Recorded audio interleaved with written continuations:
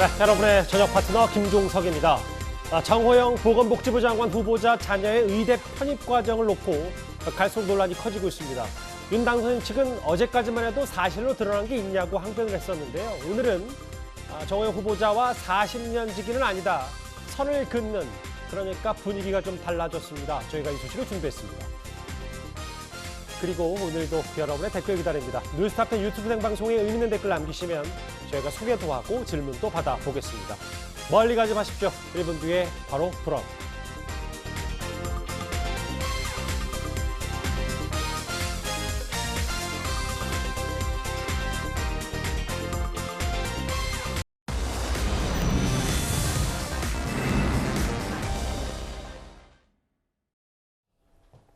예, 화요일 뉴스탑10은 바로 여기부터입니다. 대통령으로 공식 취임을 20일 정도 남겨둔 윤석열 당선인인데요. 그런데 윤 당선인과 김건희 여사가 함께 반려견을 데리고 한강공원을 산책하는 모습이 팬카페 사진을 통해 포착이 됐습니다. 따지고 보면 두 사람이 한 앵글에 포착이 된 건 무려 3년 만인데요. 영상부터 만나보겠습니다.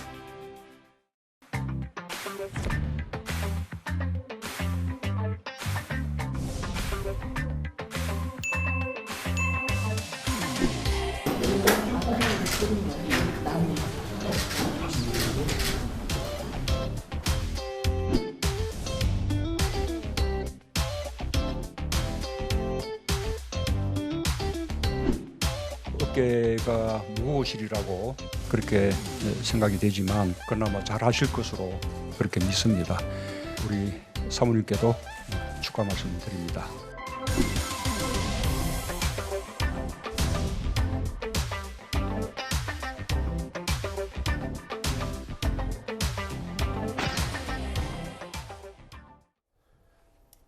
몇 가지 사진으로 오늘 뉴스탑10 시작을 해보겠습니다. 지난 16일에 서초구에 있는 서리풀공원, 그리고 그제 반포 한강공원. 반려견과 함께 윤 당선인 부부가 산책하는 모습이 여러 사진이 포착이 됐어요. 먼저 이현정 의원님. 네. 근데 뭐 어찌 보면 일상적인 화면이긴 합니다만 두 사람이, 물론 이것도 공식적이진 않은데 3년 만에 한 앵글에 포착이 됐어요. 참 이례적입니다. 글쎄 말입니다. 워낙 이제 두 사람이 함께 찍힌 사진이 없다 보니까 이것 자체가 굉장히 화제가 되고 있는 것 같습니다. 예전에 아시겠지만 검찰총장 임명장을 받을 때 청와대에서 이제 찍은 장면, 그 이후에는 두 사람이 같이 포착된 장면이 거의 없었던 것 같아요. 특히 지난번 그 대선 투표 같은 경우, 사전 투표 같은 경우도 김건희 여사가 혼자 투표를 했고, 이번 같은 경우는 이제 처음으로 두 사람이서 이제 그렇게 다정히 걷는 모습들을 보여준 것인데, 예. 특히 아마 김건희 여사 같은 경우는 이제 여러 가지 고민을 하고 있는 것 같습니다. 어떤 방식으로 이제 공개 수사에 나설 것인지, 아마 그동안 제2부속실도 없애고 이제 이 배우자로서만 역할을 하겠다, 뭐 이런 걸 했기 때문에 나름대로 공식 석상에는 그렇게 드러나지 않고 있는데, 특징적인 것은 뭐냐면 이 색상을 관련된 이제 좀 뭔가 이 메시지를 전달한 것 같아요. 지난번 사전투표 때는 빨간색 양말을 그때 신은 장면이 포착이 됐었거든요. 예. 아시겠지만 국민의힘의 상징 색깔이 붉은 색깔이지 않습니까? 그러니까 그건 어떤 면에서 보면 붉은 그 국민의힘을 찍어야 된다는 이제 그런 것들을 표현한 것 같고, 잠깐 보였네요. 스커프하고 양말 그렇습니다. 색깔이. 이번 같은 경우는 이제 세월호 4.16 이제 이 주기를 맞아서 노란색 스카프하고 노란색 양말을 이제 해서 사실상의 이제 추모의 뜻을 어떤 면에서 보면 이제 표현한 게 아닌가, 뭐 그런 여러 가지 해석들을 낳고 있는 것 같습니다. 뭐 사실 당선인 신분으로는 한강공원을 홀로 산책했던 윤 당선인의 모습 포착이 됐었는데, 두 대회, 두 부부가 이렇게 포착이 된 것도 여러 관심사입니다. 앞서 이현정 의원님이 색깔 얘기를 했는데, 뭐 여기 보면 지난 서리풀공원 반려견 산책 때도 노란색 양말, 여기 노란 스카프. 뭐 이걸 보고 정말 세월호 참사에 대한 얘기가 있는 건지, 왜냐하면 우리가 김건희 여사에 대해서 여러 메시지를 알 때는 이렇게 간접적으로 알 수밖에 없는 방법밖에 없는 건지, 뭐 여러 해석이 좀 나오거든요. 그렇죠. 아니 직접적으로 사실은 그 국민들 앞에 나타나지 않으니까 저런 식으로 이제 뭐 바로 사진 찍히고 뭐 그 다음 날이라든가 며칠 뒤에 이제 해서 우리가 해석하는 수밖에 없잖아요. 예. 근데 잘 아시다시피 이제 16일 같으면은 세월호 8주기 바로 그날입니다. 그날이고, 그다음에 이제 그제 반포 한강공원 저것도 마찬가지고, 그러다 보면 우리가 이제 노란색으로 상징되는 그 세월호와 관련한 여러 가지 의미들이 있잖아요. 예. 아마 김건희 여사가 그걸 모르고 저걸 메고 나오지는 않았을 것이다. 우리가 이렇게 충분히 짐작할 수 있는 대목이고 예. 그렇게 본다면 지난번 그 첫 번째 경찰견과 같이 사진을 찍었을 때도 그때도 뭐 청치마 얘기를 했었는데 뭐 지금 뭐 복장이 좀 비슷해 보여요. 그래서 이제 수수하다 뭐 또 이런 그 얘기들을 평가를 받고 있는데 그런 것들이 어찌 보면 이제 저런 데 나오기 전에 어떤 일정한 정도의 코디를 누구한테 받는 것 아니냐, 뭐 이렇게 이제 짐작이 되고 예. 또 하나 우리가 예상할 수 있는 건 이제 5월 10일 날 그 윤석열 대통령 취임식 아니겠습니까?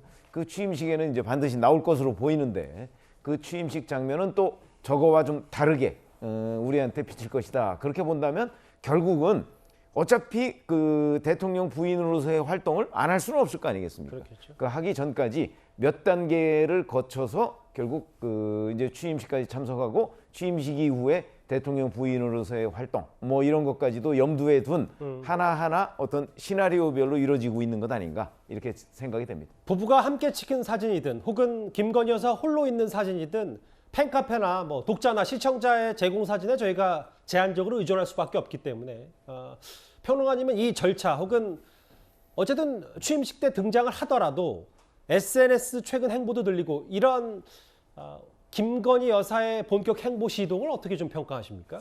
일단 제 빨간색 옷은 정치적인 것과 무관하다라는 걸 미리 밝혀드리고요. 예. 아무래도 이제 국민들이 보기에 논란의 소지가 없는 편안한 부분부터 단계적으로 밟아가는 것으로 보입니다. 뭐 경찰견과 찍은 사진이라던가 반려동물에 관한 내용이라던가 또는 어쨌든 뭐 여러 가지 해석이 나옵니다만 세월호와 관련된 어떤 상징을 하는 것 자체에 대해서는 논란의 여지가 크게 일어나지 않을 테니까요. 근데 저는 좀 아쉬운 것이 두 가지가 있는데요. 첫 번째로는 세월호 참사라는 것이 우리 사회에 너무나 큰 과제를 던졌던 일이기 때문에 예. 윤석열 당선인이 좀 다른 일정이 바빴다 하더라도 참석을 했더라면 굉장히 많은 국민들에게 위안을 주고 안전에 대한 보다 강력한 메시지가 나가지 않았을까 생각이 들고요.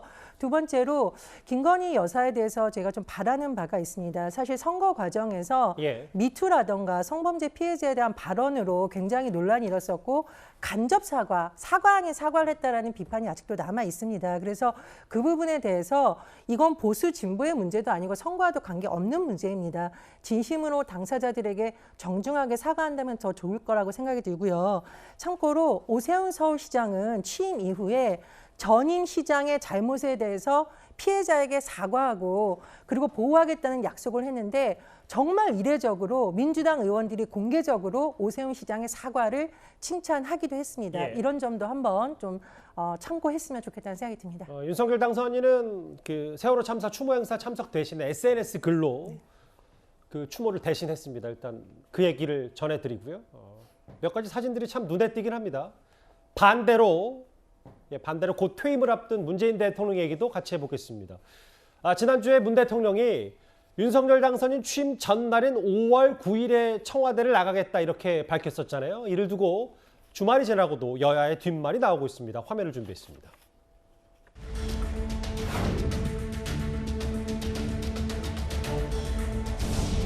저희는 무서운 세입자가 아닙니다. 주무시는 분을 저희가 어떻게 나가라고 합니까?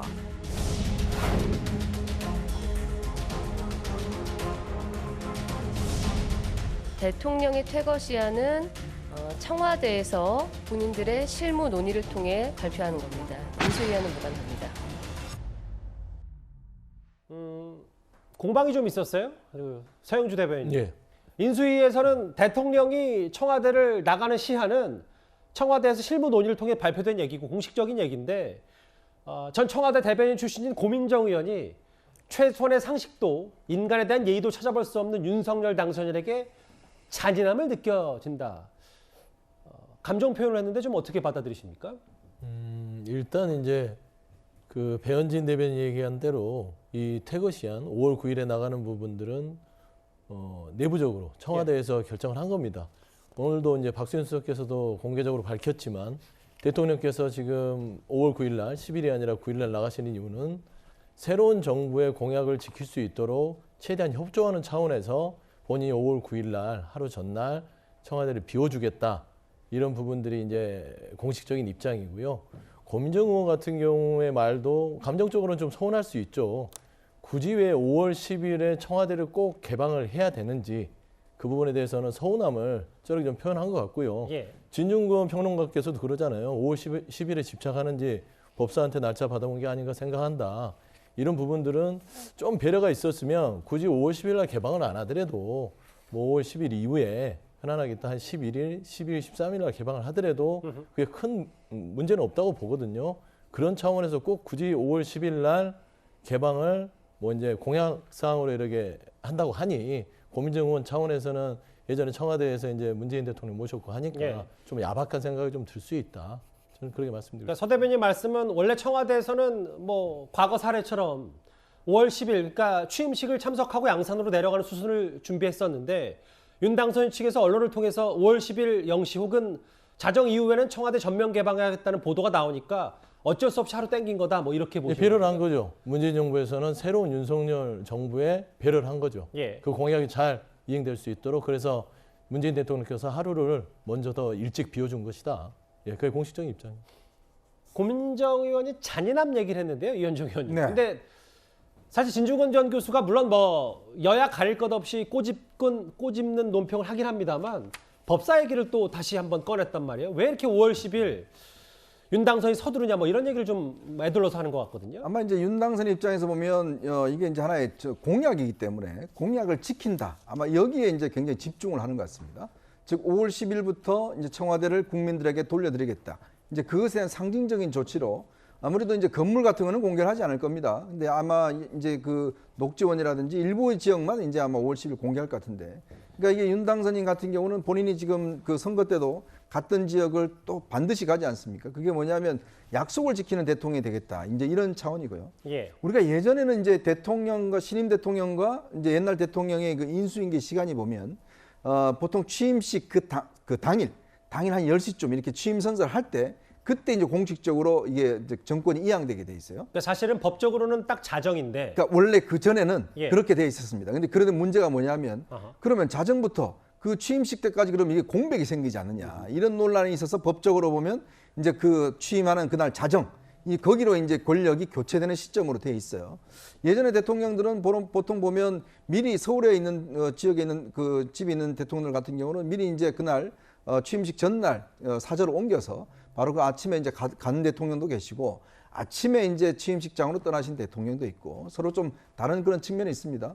근데 아마 이제 문재인 대통령 같은 경우는 아까 서 부대변인 이야기했지만 좀 배려하는 차원에서 본인 집인 양산이지 않습니까? 그렇다 보니까 5월 9일 날 오후에 모처로 나와서 하룻밤을 주무시고 이제 취임식 가는 이제 그런 형을 튀었는데 문제는 고민정 의원이 이렇게 되는 바람에 이렇게 이야기하는 바람에 예. 그러니까 문재인 대통령의 본뜻 자체를 어떤 면에서 굉장히 편애해버리는 이런 현상이 있는 거예요.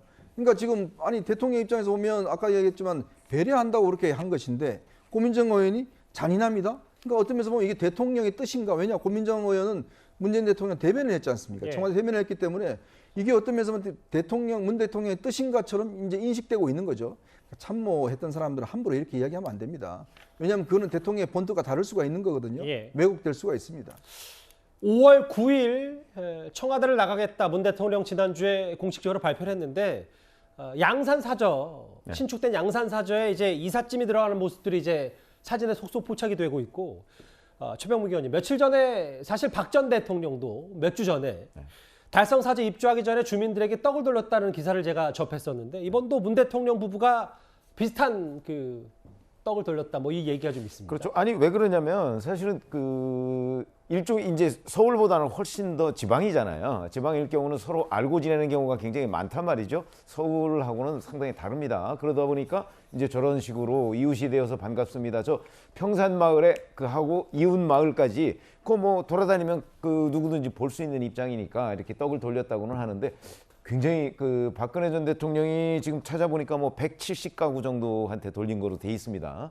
그런데 문재인 대통령은 뭐 거의 700가구를 돌렸다고 해요. 그러니까 상당히 이웃 마을까지도 포괄적으로 아마 그 떡을 돌린 것으로 보이는데 뭐 그 이웃 주민들도 뭐 반가운 사람들이 꽤 많을 테니까 뭐 저런 식으로 해서 그 앞으로 좀 잘 좀 지내보자 뭐 하는 그런 의미라고 받아들여집니다. 예. 각기 뭐 차기 대통령 윤석열 당선인 입주 준비하고 있고 오늘 뭐 반려견과 산책하는 모습이 포착이 됐고 주말 새에 퇴임 20일 남은 문 대통령도 이제 이사 준비 떡을 돌리면서 본격적인 퇴임 준비를 하고 있습니다. 첫 번째 주제 두 전현직 혹은 그 차기 신구 권력의 행보 얘기를 만나봤는데요. 다음 주제 오늘 뉴스탑10이 뽑은 1위로 본격적으로 가보겠습니다.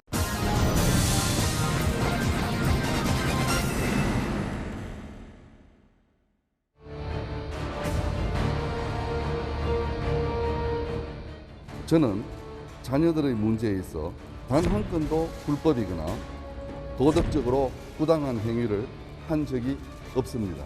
필요하다면 저도 직접 조사를 받고 적극적으로 협조하겠습니다. 같은 잣대를 적용을 해야죠. 조국 전 장관 때처럼요. 사퇴는 일단 당연한 거고 이제 사퇴는 해도 수사를 해야 하는 상황인 거예요. 정호영 장관 후보자에 대한 말씀은 정확한 자료를 가지고 소명할 시간들은 국회 청문회장이기 때문에 그 자리를 지켜보며 기다리고 있다라는 말씀으로 발언하겠습니다.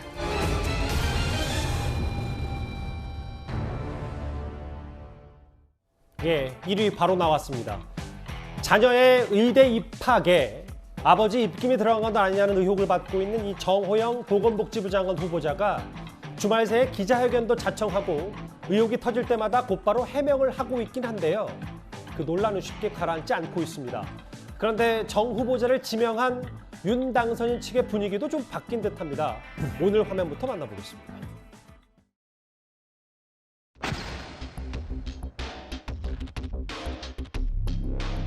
저희도 지켜보고 있는 상황이고요. 다만 그 부정의 팩트가 확실히 있어야지 않나 하는 생각을 당선인께서 말씀을 하셨습니다.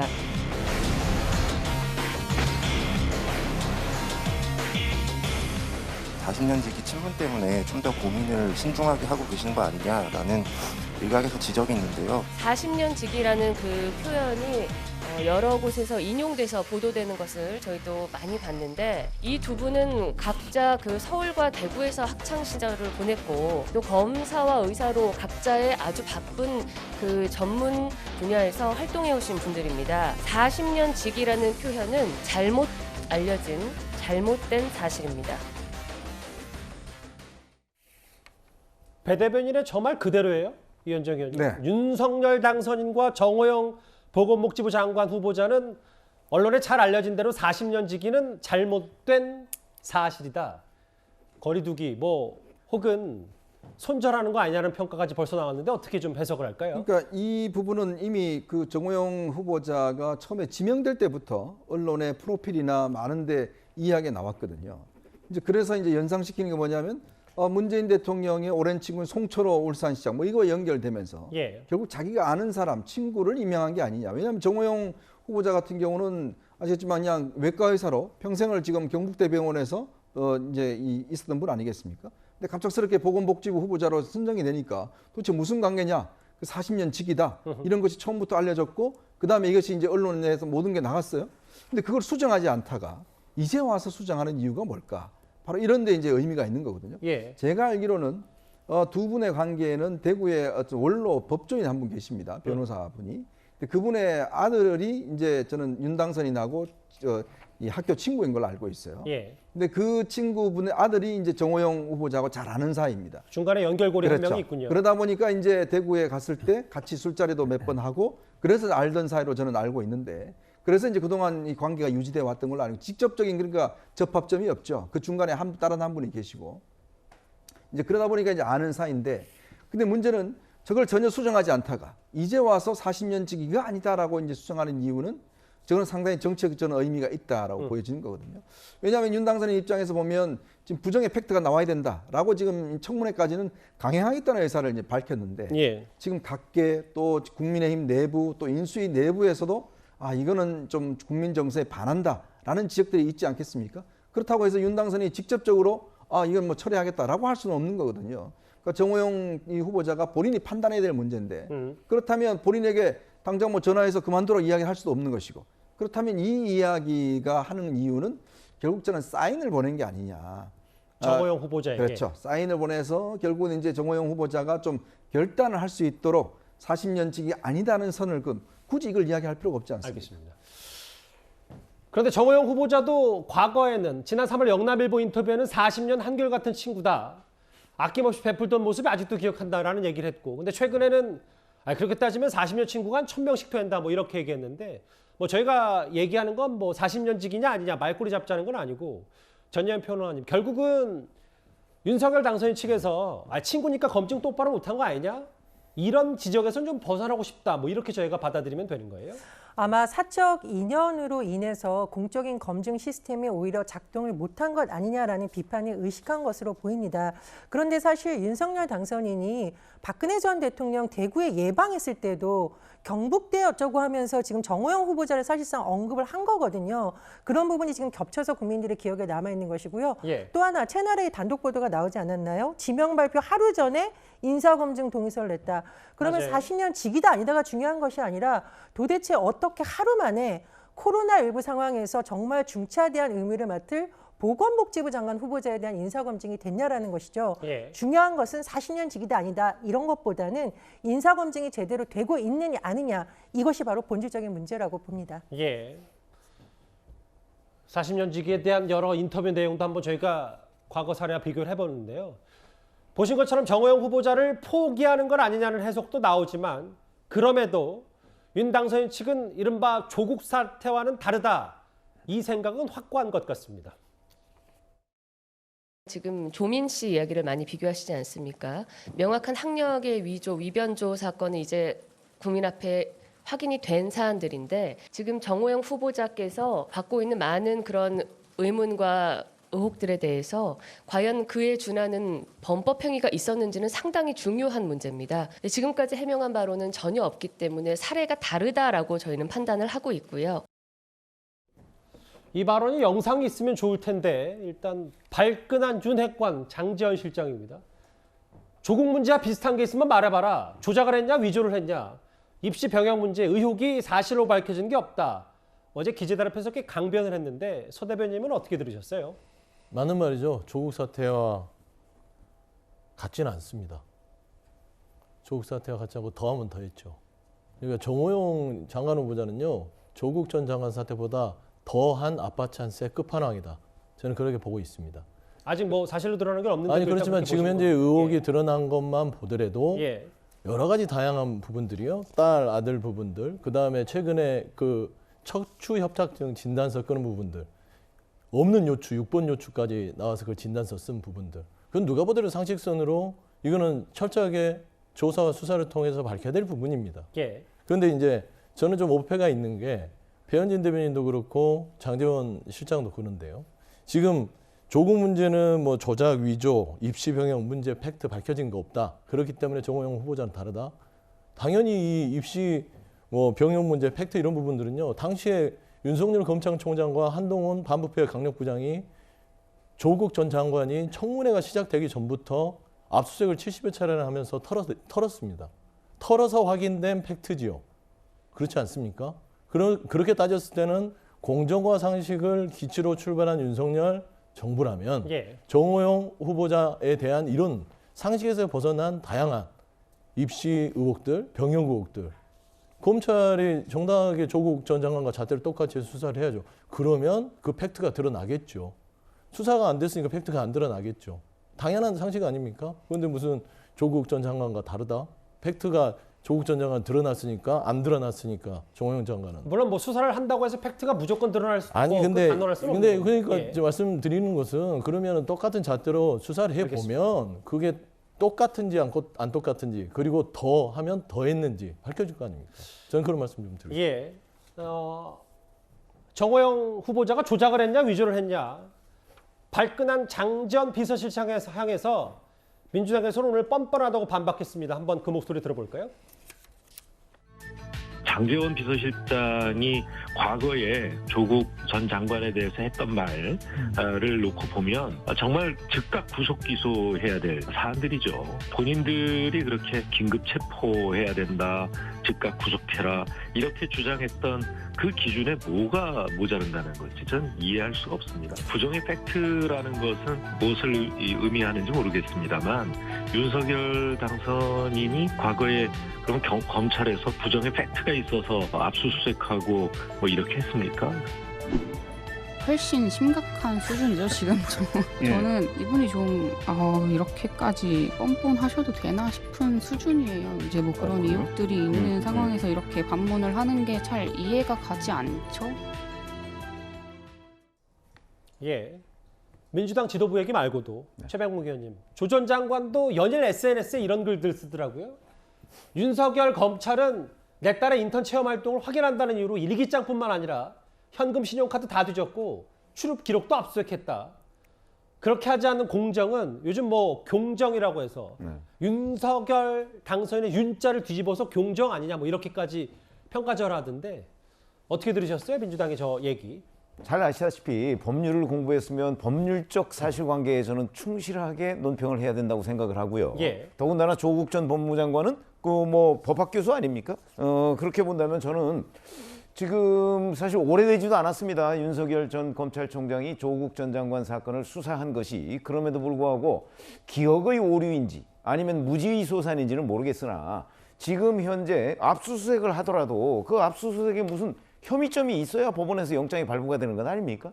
그런데 조국 전 장관과 관련한 압수수색은요, 당시에 이른바 부정의 팩트가 있었습니다. 그러니까 무슨 얘기냐면 사모펀드 문제와 관련해서 조국 전 장관의 조카가 해외로 도피했잖아요. 그렇죠? 그게 그 이상의 부정의 팩트가 어디 있습니까? 그 다음에 당시 동양대 총장 표창장 위조 이 문제와 관련해서 최성해 당시 동양대 총장이 나는 그걸 발급한 적이 없다고 얘기를 했습니다. 그렇죠? 아니 최성해 총장 명의로 돼 있는 표창장을 본인이 발급을 안 했다는데 그렇다면 그거는 누군가가 위조했을 가능성 대단히 농후한 거잖아요. 그런데 그런 부정의 팩트가 있었다는 거죠. 그래서 법원에 압수수색을 영장을 청구를 해서 법원이 영장을 발부한 겁니다. 자, 지금 정호영 후보자의 경우에는 사법적 영역에서만 보면 과연 그런 정도의 부정의 팩트가 있느냐? 저는 없다고 보거든요. 지금 예를 들어서 뭐 제3고사실에서 그 딸에 대해서 그 전영우 의원 3명이 만점을 줬다고 해요. 근데 그 만점을 준 과정에서 정호영 후보자가 예를 들어서 뭐 청탁을 했다는 증언이 맞든 안 맞든 간에 나온 적이 있습니까?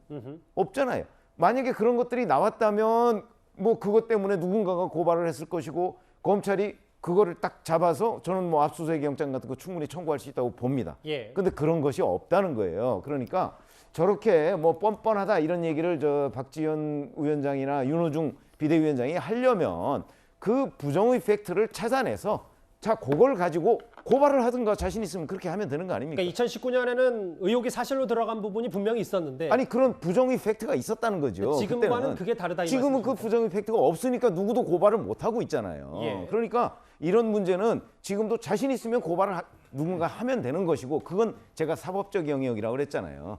근데 지금 이제 윤석열 당선인 측에서 나오는 얘기는 뭐 40년 지기가 아니다. 이런 거는 이제 사법적 영역에서 정무적 영역으로 저는 옮겨가는 과정이라고 보는데 우리가 그냥 구속 기소 어쩌고 이런 얘기를 하려면 아니 구속 기소를 무슨 혐의가 있어야 하는 거지 뭐 그냥 합니까? 압수수색 영장은 뭐 그냥 의심스러우면 무조건 영장 청구해서 법원에서 발부하나요? 2020년에 보면요. 김건희 여사와 관련해서 코바나 콘텐츠 후원 의혹이 있었잖아요. 검찰이 압수수색 영장 청구했는데 법원이 전부 다 기각했습니다. 그런 걸 보면 압수수색 영장 그냥 의심스럽다고 청구하는 거 아닙니다. 그러니까 당시에도 법원이 영장까지 발부해줬고 그런 조국 사태와 지금은 다르다. 서 대변인은 어떻게 들으셨어요? 부정의 팩트 되게 강조를 하시는데요. 한 가지 말씀드리면 민주당한테 고발을 하라고 하는 것은 그건 맞지 않죠. 인사청문회를 앞둔 공당이 인사청문 대상자로 고발을 합니까? 그건 아니잖아요. 그런데 이제 말씀하신 대로 보니까 시민단체가 정호영 후보자에 대해서 고발장을 접수했더라고요. 그러면 이제 검찰이 판단을 하겠죠. 그 말씀 드리지만 부정의 팩트를 한 3가지만 상식적으로 말씀을 드릴게요. 없는 게 아닙니다. 정호영 후보자의 딸 문제도 그 사실에 오늘 또 드러난 거 보면 정호영 후보자가 거짓말한 거는 블라인드 채용으로 구술 면접을 봤다. 한데 그때 이름을 다 공개했습니다. 그러니까 블라인드 채용이라는 건 누구도 누군지 내 딸이나 아들을 알 수 없는 구조라고 이제 했었는데. 했죠. 그런데 이거는 실명을 공개해서 그 채용 내에서는 알 수 있겠다는 게 드러났고 딸뿐만 아니라 다른 사람들의 점수가 공개가 됐는데 마지막 고사에 만점을 받으려면 일고사실에서도 어느 정도 수준의 상위 점수를 받습니다. 그런데 딸 자체는요. 일고사실이 53점, 51점이에요. 그리고 상고사실이 60점인데 그 교수가 이 친구죠. 그다음에 보십시오. 아들 문제도 그렇습니다. 병역 문제는 굉장히 중요합니다. 이 대한민국 청년들이 이건 굉장히 이 허탈함을 떠나서요. 분노합니다. 서 대변인 말씀 끊어 정말 죄송한데 저희가 준비된 시간은 정해져 있고 뒷부분에 그 정 후보자 아들 병역 얘기 의혹도 저희가 준비를 해놨거든요. 그래서 이런 부정이 팩트면 충분히 검찰에서 조국 전 장관의 잣대를 똑같이 해서 수사할 수 있다. 알겠습니다. 그런 말씀 드리겠습니다. 그때 제가 발언 기회 다시 드릴게요. 양해해 네. 주셔서 감사합니다. 그런데 뭐 여기 계신 두 분은 좀 의견이 엇갈렸는데 이게 조국 사태와 단순 비교가 되는지 안 되는지를 일단 떠나서 법적인 영역 말고도 이게 정무적으로 판단했을 때 윤 당선인 측의 대응 방식이 조국 전 장관 때와 같다는 분석도 나옵니다. 영상 만나보겠습니다. 지금 언론에서 저에 대해서 여러 가지 점에서 비판, 의혹 등을 제기하고 있는 걸 잘 알고 있습니다. 국회 청문회에서 소상히 다 답변드리겠습니다. 본인이 책임져야 할 명백한 위법 행위가 확인되지 않았는데도 의혹만으로 임명하지 않는다면 나쁜 선례가 될 것입니다. 이런 식의 잘못된 또 광기 어린 가짜뉴스의 유포, 이것은 좀 자정해 주셨으면 좋겠습니다. 얼마나 의혹이 사실로 드러난지에 대해서는 이 두 사람 절대 비교는 할 수 없다. 아직은 뭐 그럴 수 있다고 하더라도 언론 탓을 했던 과거 사례 혹은 위법 행위 확인되지 않았으니까 의혹만으로 임명 안 하면 나쁜 선례다. 이 두 발언이 윤 당선인이나 문재인 현 대통령이나 대응하는 방식이 비슷한 거 아니냐. 뭐 이런 얘기까지 좀 나오거든요. 그러니까 우리가 이제 분명히 할 것은 법적인 영역과 그냥 단순히 정무적인 영역을 좀 구분해서 봐야 될 것 같습니다. 지금 자꾸 모든 게 뭐 기정사실인 것처럼 이렇게 이제 이야기를 하는 것. 물론 이제 진실을 찾아가는 단계죠. 뭐 언론에서 여러 가지 의혹을 제기하는 것이 지금 뭐 정확히 확인된 것. 또 아마 이거는 뭐 정당 후보자의 입장도 들어봐야 되고 경북대의 입장도 들어봐야 할 겁니다. 그게 지금 뭔가 기정사실인 것처럼 부정의 팩트인 것처럼 저는 이야기되는 건 옳지 않다라는 생각이 드는 것이고요. 그거와는 좀 다르게 이제 이게 인사청문회라고 하는 것이 단순히 뭐 부정이 발견돼야지만이 이제 하는 건 아니거든요. 좀 전에 이제 뭐 문재인 대통령 발언 보셨습니다만은 똑같은 입장 아니겠습니까? 부정의 팩트가 발견 안 했는데 임명하지 않으면 이게 뭐 인사권의 침해다 이런 것인데 사실 저 문제를 놓고 당시에도 저희들이 많은 비판을 했습니다. 즉 정무적인 영역과 국민의 정서의 문제는 좀 다른 문제다. 그것이 단지 부정이 발견되고 안 발견되고 문제가 아니다. 왜냐하면 부정이 발견되면 바로 수사로 넘어가는 거예요. 그렇지만 이분이 정말 보건복지부 후보자로서 장관으로서 역할을 할 수 있는가? 국민 정서상. 그런 부분은 좀 다른 영역인 거거든요. 근데 그걸 혼동해서는 안 됩니다. 자, 그런 면에서 보면 지금 정 후보자에 드러나고 있는 여러 가지 이제 의혹들 자체가 국민들 인식에는 많은 기시감들을 주죠. 그렇게 많이 비판했던 특히 윤석열 정부는 정말 이 조국 사태를 겪으면서 공정과 정의의 가치를 가지고 이제 등장한 정부 아니겠습니까? 그렇다면 지난 정부보다는 훨씬 더 엄격한 잣대가 있어야 된다. 자, 그런 측면에 봤을 때는 지금의 이런 것들이 국민 정서에 상당히 맞지 않는 측면이 있기 때문에 저는 좀 더 다르게 대응을 해야 된다. 그러니까 이게 조국 사태를 대응했던 민주당과는 좀 달라야 된다. 그렇죠. 지금 뭐 장제원 실장 이야기나 아니 뭐가 있냐 이렇게 이야기하면 옛날하고 똑같지 않냐 내로남불 이야기 똑같이 나옵니다. 그렇기 때문에 국민들 이 인식의 수준은 확실히 높아졌기 때문에 저는 좀 더 다르게 대응을 하고 이런 부분을 민감하게 바라봐야 된다. 이런 말씀을 드립니다. 일단 오늘도 정호영 후보자는 잦은 사퇴 가능성은 일축했습니다. 그러면서 아이들에게 미안하다고 말을 했습니다. 현재까지 단 하나의 의혹도 불법이거나 부당한 행위가 나타나지 않고 있습니다. 무수히 많은 의혹이 제기되어 왔지만 모두 사실이 아니거나 문제가 없는 것으로 확인되고 있습니다. 저희들도 성인이 된 본인들이 자기 앞으로의 진로에 대해서 열심히 노력하였던 점을 그 점도 좀 헤아려 주시면 감사합니다. 그것이 본인들의 그러한 노력에도 불구하고 이렇게 또 상처를 받는 것에 대해서 저는 또 아버지로서 이루 말할 수 없이 자식들에게는 미안할 따름입니다. 예, 국민의힘에서는 공개적으로 거치 결정해라. 억울하겠지만 자진 사퇴해야 된다라는데 정호영 후보자 얘기는 억울하니까 당연히 자진 사퇴 안 한다라는 논리인 것 같고 아이들에게도 상처를 받아 아버지로서 미안할 따름이다라고 얘기를 좀 했거든요. 당선인 측의 발언을 보면서 사퇴하지 말라는 건가 이렇게 생각을 할 수가 있다라고 봐요. 지금 당선인 측이 자꾸 법적인 부분을 강조하다 보니까 오히려 정호영 후보자도 자꾸 그런 쪽으로 생각을 하는데 제가 보기에는 빨리 자진 사퇴하고 조사를 받는 것이 지금 민심에 맞는 선택이라고 봅니다. 특히 김용태 청년 최고위원이 한 또 다른 인터뷰에서 뭐라고 했냐면요. 국민들이 기대를 저버릴까 무섭다라는 발언이 나왔어요. 그것은 뭐냐면 윤석열 정부에 대한 공정과 상식에 대한 일부분의 기대감이 있는데 지금 이 사태로 인해서 민심이 돌아갈까 봐 무섭다라는 것입니다. 그래서 우리가 지금 법적으로 맞느냐 안 맞느냐는 사법적인 영역에서 판단하는 것이지만 당선인과 장관 후보자는 이것이 민심에 맞느냐 국민의 눈높이에 맞느냐를 지금 판단해야 될 시점이라고 봅니다. 최병무 의원님, 이거는 정무적 판단 영역이라고요. 아까 법적인 거 그렇죠. 말고. 밀릴 때는 밀리는 게 맞는 건지 아니면 이게 임기 초반부터 이렇게 브레이크가 잡히면 윤 당선 입장에서는 초반에 전국 운영을 하는데 어려움이 있으니까 정말 의혹이 없다면 이렇게 떳떳하게 밀어붙이는 게 맞는 거예요. 그래서 그런 게 중요한 거예요. 이제 그 영역은 우리가 법적인 판단하고는 좀 거리가 있어요. 그러니까 자꾸 정무적 판단 얘기를 하는 겁니다. 왜냐하면 법적으로 문제가 없더라도 이게 이미 한번 국민들의 그 눈높이에 안 맞는 어긋나는 상황이 발생을 하잖아요. 그렇게 되면 이건 법적인 문제하고는 다른 얘기예요. 그래서 지금 이제 하태경 의원이 얘기하고 김용태 최고위원이 얘기하는 게 바로 그런 점이에요. 이건 뭐 법적으로 예를 들어서 조작 지금 드러난 거 없습니다. 그렇죠? 우의조 드러난 거 없고요. 그다음에 뭐 무슨 업무방해 뭐 이런 것들 지금 하나 드러난 거 없어요. 그리고 그거에 대한 증언도 없어요. 그럼에도 불구하고 시민단체인가 어디에서 뭐 고발을 했어요. 자, 뭐 그 고발함에 따라서 뭐 김호수 검찰이 뭐 어떤 뭐 수사를 할지 어떨지는 모르겠으나 그런 거는 법적인 영역이고 지금 하태경 의원이나 김용태 최고위원이 얘기하는 건 정무적 판단이란 말이죠. 그러니까 이 정무적 판단을 벗어날 수가 없어요. 그러니까 벗어날 수 있는가 없는가를 윤석열 당선인이나 인수위 측에서 빨리 판단을 해서 자, 이거는 충분히 우리가 왜냐면 청문회를 한다고 해도 정호영 후보자가 그 본인이 반박한 내용 그 이상은 반박할 게 없을 거예요. 없다는 걸 어떻게 증명해요? 그런 점에서 본다면 빨리 판단을 해야 되는 것이 정무적으로 옳다. 이렇게 생각합니다. 최병무 의원님 개인적으로 어떻게 생각하십니까? 물러나야 된다고 보세요? 저는 물러나야 된다고 보는 거죠. 그게 정무적으로 빨리 판단하는 방법이다. 왜냐하면 이걸 못 벗어나기 때문에. 알겠습니다. 이렇게 생각합니다. 서 대변인 기다려주셔서 감사하고 이 부분이 있거든요. 왜냐하면 병역 의혹에 대해서 진단도 바뀌고 척추 6번도 없다. 입증을 MRI, CT 공개하라고 하니까 일단 개인적인 의료 정보다라고 얘기를 하고 있는데 근데 사실 이 부분도 민주당에서 조금 더 만약에 결정타 의혹이라면 좀 더 준비를 해서 어떻게 청문회 때 준비를 해야 되는 겁니까? 아니면 뭐 사적인 의료 정보니까 공개하지 말라는 말도 뭐 일정 부분 타당한 건 아닌지 어떻게 좀 받아들여야 될까요?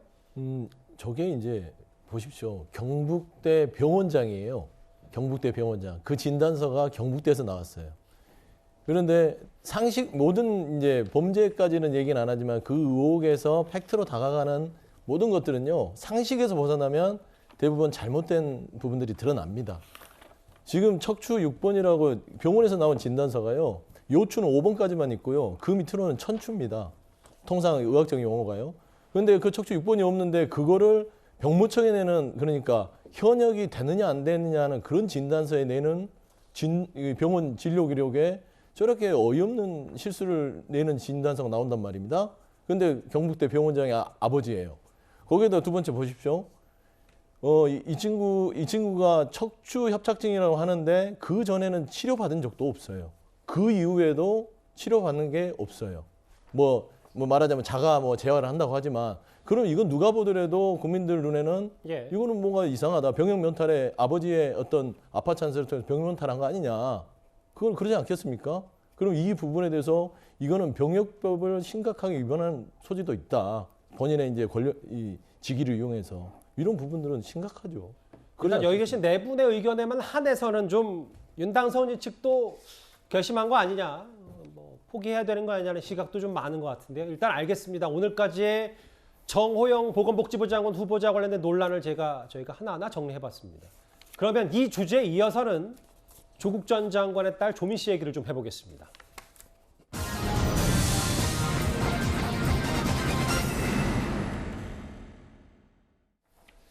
저희가 준비한 7위를 먼저 살펴볼까요? 당분간 조민 씨의 부산대 의전은 졸업이 유지가 될 것 같습니다. 조민 씨가 부산대를 상대로 낸 입학 취소 처분 집행정지 신청이 법원에서 일부 받아들여졌습니다. 저는 고졸돼도 상관없다고 생각하고 있습니다. 시험은 다시 치면 되고 30에 의사가 못 되면 40에 되면 된다고 생각합니다. 가혹하다는 것이죠.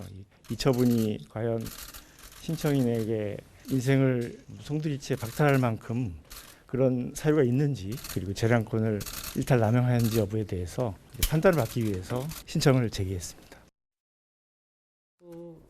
어제 나온 판단인데 좀 읽어보겠습니다. 회복 어려운 손해 예방 위한 긴급한 필요가 있다. 정지돼도 공공복리에 중대한 영향을 미칠 우려가 있다. 법원이 일부 조민 씨의 손을 들어줬는데 말을 제가 읽어봤는데 좀 어렵네요. 이현정 의원님 좀 쉽게 설명을 좀 부탁드립니다. 뭐냐면 이제 이런 재판들 같은 경우에 보통 이제 본안 소송을 이제 내지 않습니까? 예. 일단 이제 근데 이제 부산대 의대 측에서 일단 결정을 내렸거든요. 그 결정이 어떤 면에서 보면 이제 유효할 경우에 바로 이어서 지금 보건복지부에서 의사면허 취소 결정으로 가게 돼 있습니다.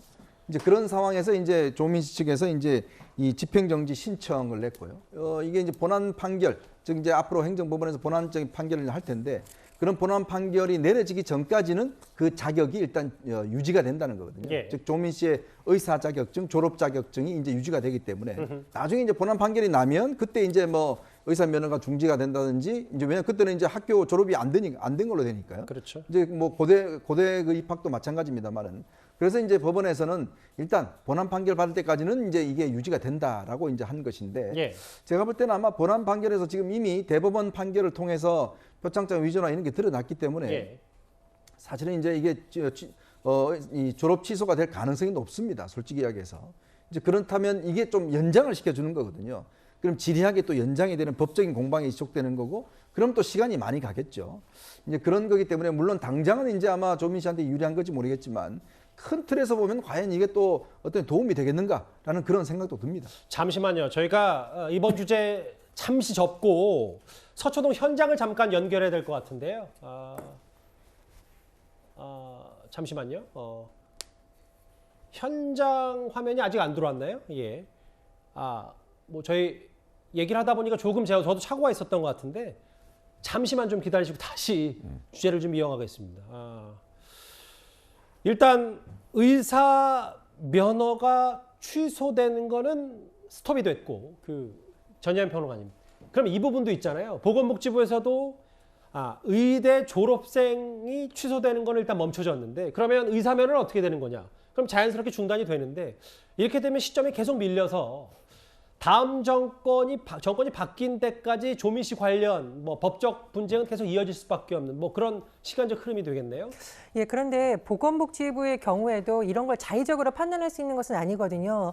어떤 법원이 관련 판결이 나오고 부산대에서 조치가 나오고 그런 것을 근거로 보건복지부가 이렇게 절차를 중단했던 것인데 어쨌든 이번에 법원에서 집행정지 신청을 일부 받아들였기 때문에 시간을 두고 좀 보자라는 것으로 보입니다. 앞서 보건복지부가 5월 4일 의사면허 취소 관련 청문회를 개최하거나 11일 처분 결과를 통보하는 방안을 검토했지만 어쨌든 법원에서 이런 결정이 나왔으니까요. 이후의 상황을 보면서 절차적으로 되도록이면 정치적 논란이 없어야 되는 것이 또 행정을 담당하는 입장이거든요. 그런 부분에서 좀 천천히 진행될 가능성도 남아있다고 봅니다. 일단 보건복지부도 잠시 절차를 중단하고 의사면허 취소 여부를 대해서 이게 앞으로 좀 장기전이 될 것 같은데 법적 조민 씨의 의사면허 관련 얘기는요. 이렇게 정호 후보자 자녀 의혹과 비교가 되면서 조민 씨의 의사면허 취소 여부도 꽤 관심사잖아요. 그런데 강용석 변호사의 유튜브 가로세로 연구소가 최근에 병원에 근무 중인 조민 씨를 무단으로 찾아가서 인터뷰를 강행했습니다. 저희는 사생활 침해 소지가 있기 때문에 해당 영상 자체를 보여드리진 않을 텐데요. 일단 지난해 9월 가세현 측의 영상부터 먼저 만나보고 얘기를 나눠보도록 하겠습니다. 왜 집에 이렇게 무단으로 침입하셨습니다? 지금 김세희 씨는 조국 씨 명예훼손과 모욕 혐의로 체포영장이 발부됐기 때문에 현 시간부로 체포영장 집행하겠습니다. 지금 조국과 이인영의 자녀의 의혹에 대해서 보도를 했다고 이렇게 사람이 살고 있는 집에 문을 다 부셨습니다. 제가 무슨 살인 강간범도 아니고 아니 말 안 끊으세요. 내가 이런 식으로 지금 뭐 하지 거냐 지금 구속된 사건에 대해서 절대 용납하지 않을 거고. 가세현 얘기를 좀 안 할 수가 없어요. 오늘 온라인상에서는 꽤 뜨거웠던 얘기이기 때문에. 최병무 의원님. 조민 씨라는 병원을 찾아가서 무단으로 촬영했다가 여러 해프닝들이 있었는데 이걸 뭐 단순히 해프닝으로 봐야 되는 건지 또 논란이라고 얘기하기도 좀 찬반 엇갈리는 얘기도 아니어서 어떻게 좀 받아들이십니까? 아니 저는 아시다시피 이제 강제로 조민 씨를 촬영하려고 시도했던 것 아니겠습니까? 예.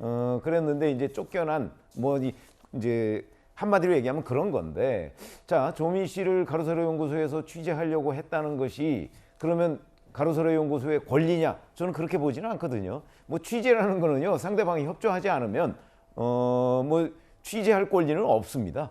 그렇기 때문에 더군다나 조민 씨가 과연 조국 전 장관 정도 되면 우리가 뭐 공인이다 또는 국민의 알 권리의 대상이다 이렇게 충분히 얘기할 수가 있는데, 예. 조민 씨는 뉴스의 중심 인물이기는 해도 그렇다고 공인이라고 보기에는 그 언론의 윤리로 볼 때는 우리가 판단하기가 어렵거든요. 그렇다면 그냥 카메라 들고 가서 조민 씨라는 이유로 우리가 취재 좀 하자 뭐 이렇게 해서 강제로 밀고 들어가는 이런 행위는 윤리에 어긋나는데, 예. 그럼 이제 가로세로 연구소는 뭐 우리가 언론이라고 하기는 어렵지 않습니까? 그런 점에서 우리가 언론의 일반적인 잣대를 들이대기는 어렵지만, 예. 상식적으로 보면 저런 행위는 법적인 문제로도 저는 비화할 수가 있다 이렇게 생각합니다. 글쎄요, 뭐 가로세 연구소 대표는 외모 평가까지 했고 동의 안 하는데 촬영이니까 치워달라고 깨졌습니다. 그 서 대변인 네. 다음 화면을 좀 볼 텐데 조국 전 장관 SNS에 이런 얘기를 했어요. 쓰레기 같은 악행이다. 돈 받기 혈안이 된 이들의 폐악질에도 끝이 있으리라 믿는다. 글쎄요, 아까 최병무 의원이 말씀하셨던 것처럼 가로세 연구소를 기성 언론 잣대로 들이미는 게 옳으냐 그르냐. 뭐 그래서 언론법 얘기도 나왔고 당시 유튜브도 이거를 좀 어느 정도 잣대를 들이밀어야 되는 거 아니냐 뭐 얘기도 나왔지만, 이 부분에 대해서 이렇게 조국 전 장관이 항변하는 이유도 분명히 있을 텐데요. 그렇죠. 제가 봐서는 뭐 한숨밖에 안 나옵니다. 그러니까 뭐 슈퍼챗 이런 걸 노리고 가로세로 연구소가 명백하게 사생활 침해를 한 것이죠. 어떤 상대의 동의도 없이 저렇게 몰래 촬영을 하고, 심지어 저는 저런 말이 너무 좀 귀를 씻고 싶어요. 뭐 얼평한 거 있지 않습니까? 이런 부분들을 용인하고 우리가 봐야 되는지, 저런 거는 법적 제재가 있어야 되고, 조국 전 장관 같은 경우는 자식도 나비로서 저 정도면 굉장히 점잖하게 얘기하신 것 같아요. 그렇지 않겠습니까? 그래서 솔직히 가로세로 연구소가 이 사회에 주는 어떤 피로도와 저는 솔직히 악행이라고 보거든요. 이런 부분들은 좀 법적 제재와 어떤 따지고 보면 어느 정도의 가이드라인이 필요한, 제도적인 보완이 필요한 부분이다. 저는 좀 그렇게 생각하고 있습니다. 근데 뭐 위원장 의원님, 그렇다고 뭐 물론 뭐 최근에 있었던 여러 논란거리들, 강영석 변호사 혹은 가로세 연구소가 있지만, 그렇다고 또 이게 법적으로 뭐 취재연료 부분은 분명히 뭐 문제가 있을 수 있어도 법적 기준까지 하기에는 또 애매한 부분이 있지 않냐, 뭐 여러 해석도 좀 동시에 나오더라고요. 그는 이제 아마 조국 전 장관이나 조민 씨가 이제 대응해야 될 부분인 것 같고, 저는 솔직히 참담합니다. 자꾸 이런 걸 언론이라고 이야기하면 저희 언론에 있는 사람들 입장에서 보면 저렇게 취재하지 않습니다. 저건 언론과 다른 차원이고요. 그런 부분에 대해서는 분명히 저런 이런 행동을 합리화해서는 안 된다라는 생각이 들고, 더군다나 상대방의 어떤 이런 사적인 걸 취재하면서 몰래 저렇게 취재를 하고 저렇게 들이대고 하는 것 자체는 요즘 뭐 언론이라는 이름으로 많이 뭐 유튜버들이 하는데요. 이건 정말 제가 볼 때는 이 기본적인 도덕과 윤리가 없는 것이다. 분명히 저런 부분들은 우리가 뭐 진영을 떠나서 이런 일은 해서는 안 됩니다. 또 저걸 통해서 이익을 얻겠다고 하는 것들, 과연 이렇게 되면요 정말 세상이 너무 어렵지 않습니까? 너무 힘들어지지 않습니까? 제발 좀 이런 짓을 하지 않았으면 좋겠습니다. 조민 씨 관련 얘기, 속보와 함께 일부 유튜브 방송에 도를 넘은 취재 얘기까지 하나하나 만나봤습니다. 다음은요, 다음 주제는 민주당에서 화력을 집중하고 있는 한동훈 후보자 얘기를 좀 해보겠습니다.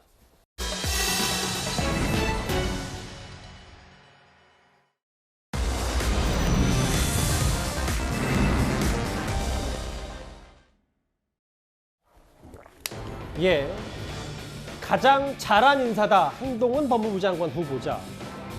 민주당 말고 정의당도 한동훈 후보자를 낙마 대상으로 삼은 것 같습니다. 그런데 김종인 전 비대위원장이 한동훈 후보자를 평가한 내용이 좀 눈에 띕니다. 화면부터 만나보겠습니다. 전반적인 그 내각의 인선이 일반 국민에게 큰 감흥을 주지는 못한 것 같아요. 국민이 생각하기에 그래도 조금 신선한 맛이라도 있는 사람이 내가 보기에 이번 당뇨 인선 중에서 한동훈이라고 나요. 당선인과 비교적 가까운 관계에 있기 때문에 오히려 당선인이 어떠한 다른 방향으로 가는 것 같다 시정할 수 있게 말을 할 수 있는 유일한 사람이 한동훈이 아닌가라는 생각을 해요. 대통령과 친밀한 사이인 것 같으면은 참 대통령의 얘기도 반대할 수 있는 그런 용기를 낼 수 있다고 생각해요. 국민들은 민생 현안들은 다 잡아먹었던 추운 갈등 시즌2를 보고 싶지 않습니다. 민주당과 정의당은 낙마 1순위로 한동훈 후보자를 삼았다. 근데 김종인 전 비대위원장의 평가가 눈에 띕니다. 신선한 인선이고 윤석열 당선인에게 쓴소리를 할 유일한 사람이다. 동의하십니까? 글쎄, 뭐 김종인 전 위원장이 한동훈 후보자에 대해서 얼마나 많이 아는지. 근데 그 언론 보도를 보면 한동훈 후보자와 같이 일했던 상관, 그 사람한테 물어보니 그러더라 이렇게 얘기를 했더군요. 글쎄, 저는 뭐 그런 사람한테 물어보지는 않아서 다만 이제 제가 법조에 같이 일했던 사람들한테 물어보면 뭐 수사를 굉장히 철저히 한다 이렇게는 얘기를 했는데, 신선하다는 거는요. 저는 그 어떤 의미에서 저렇게 얘기했는지 모르겠으나 저는 신선하다는 것보다는 약간 예상 밖이었다 이렇게 생각을 하거든요. 그건 상당한 차이가 있습니다.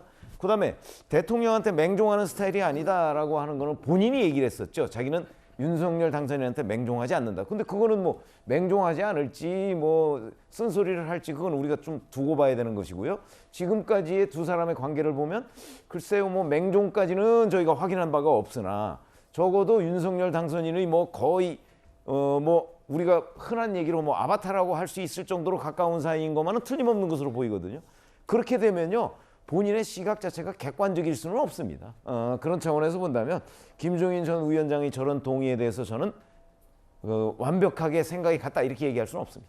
근데 이제 윤석열 당선인이 이제 조직 장악력이 검찰 시절부터 있었기 때문에 낙마 1순위 여부를 떠나서 쓴소리를 할 수 있는 유일한 사람은 한동훈 후보자가 맞지 않냐, 뭐 이런 시각도 있는데 최 교수님은 어떻게 생각을 하세요? 뭐 저는 그렇게 생각하지 않아요. 예를 들어 검찰이 갖고 있는 조직 구조가 군대 문화하고 비슷하다고 그러잖아요. 또 본인이 제가 볼 때 10여 년 거의 한 20년 동안 같이 생활하셨는데 지금까지 물론 뭐 사사로운 두 분의 관계는 잘 모르겠지만 언론에 공개된 내용 중에 본인이 수사하다가 뭐 한동훈 검사장이 윤석열 당시에 총장이나 아니면 검사에게 뭔가 반대 의견을 내거나 이랬던 얘기는 들어본 적이 없어요. 그래서 제가 볼 때는 그럴 가능성이 낮다고 보여지고, 또 하나는 이제 아무래도 한동훈 검사장 입장에서는 본인이 윤석열 당선인과 측근이라고 하는 부분들이 있기 때문에 그런 부분에 작동할 가능성이 있어서 쓴소리를 쉽게 할 수 있는 상황은 저는 아니라고 봐요. 그리고 지금까지의 여러 가지 태도로 봐도 마찬가지라는 생각이 들기 때문에 김종인 비대위원장의 말씀은 본인의 개인적인 판단이 될 생각합니다. 최 교수님 말을 좀 끝까지 들었고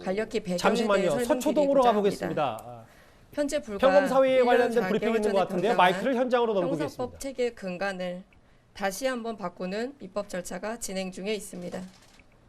그 개정안은 국민의 기본권과 직결되는 것으로서 내용과 절차 등에 있어 상당한 문제가 있다는 것이 대법원, 대한변협, 민변, 참여연대, 형사소송법 학회 등 광범위하게 지적되고 있습니다. 이는 형사사법 현장에서 실무를 담당하는 평검사들도 개정에 대한 문제점을 인식하고 검찰 내부망을 통해 다양한 의견을 개진하고 있습니다. 형사사법 실무자로서 그 실무 운영의 곤란함을 여러 입장을 서로 공유하였습니다. 이에 전국 각청 검사들의 동의를 받아 근본 전국 평검사 대표회의를 개최하게 되었습니다.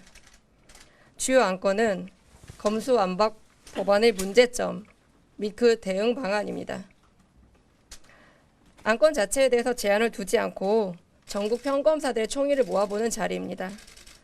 금일 회의는 비공개로 진행될 예정이오니 이 점에 대한 널리 양해를 부탁드립니다.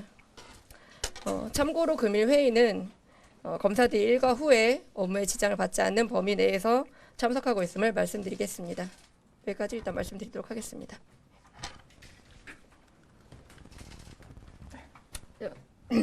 계속해서 질문이 있으시면 저희가 짧게 질문을 받도록 하겠습니다. 직접 보안 수사를 못하는 부분이 못하고 보안 수사 요구만 할 수 있는 부분이 문제라는 점을 검찰의 여러분이나 대검찰청 공식 입장이나 이런 것까지를 통해서 지적이 되어 왔는데요. 실제로 지금 실무를 하고 계신 평검사시니까 수사권 조정 이후에 작년에 직접 보안 수사를 하셨던 경험이나 몇 차례 정도씩 하는지 보안 수사 요구하고 대비해서 직접 수사가 19년 만에 전국 평검사 회의가 잠시 뒤 7시부터 진행이 되고 뭐 얘기를 하자 보면 뭐 끝장 토론 형식으로 비공개 민주당에 맞서서 민주당의 검수완박에 맞서서 전국 평검사 150여 명 정도가 의견을 모으고 아마 이 논의는 새벽까지 이어질 것으로 보이는데요. 속보자만 잠시 한번 다시 부탁드려도 될까요? 예. 한번 다시 보여주시겠어요? 그 내용만 일단 정리하고 잠시 뒤에 뭐 저희가 해당 주제를 준비하고 있으니까요. 형사법 체계 근간을 바꾸는 입법 절차가 국회에서 진행 중인데, 예, 검수완박의 문제점과 대응 방안을 논의할 것이다. 예, 속보 뭐 안건 제한 두지 않고 평검사들의 의견을 모을 것이다라고 얘기했고요. 속보는 여기까지만 제가 읽겠습니다. 예. 잠시 뒤에 이어지는 주제에서 이 얘기 저희가 심층적으로 만나보도록 하고요. 서초동과 관련이 있는 뭐 검수완박과도 관련이 있는 한동훈 법무부 장관 후보자 얘기 하나만 더 짚고 다음 주에 넘어가도록 하겠습니다. 이현정 의원님. 네. 그 민주당에서 의혹 제기하고 있는 부분이 뭐 농지법 위반 논란과 전세금 40% 인상 논란 두 가지가 있는데 오늘 일부 보도를 보니까 한동훈 후보자 서초구 집에 새들어 사는 분이 인터뷰를 한 적이 있나 봐요. 근데 오히려 인상이 아닌 인하를 해준 것이다. 이 의혹에 대해서 당사자가 좀 일축을 했습니다. 그렇죠. 그러니까 우리가 한동훈 후보자 같은 경우는 원래 서울의 삼풍 아파트를 소유하고 있다가 그거를 전세를 주고 지금 타워팰리스로 이제 전세를 살고 있는데요.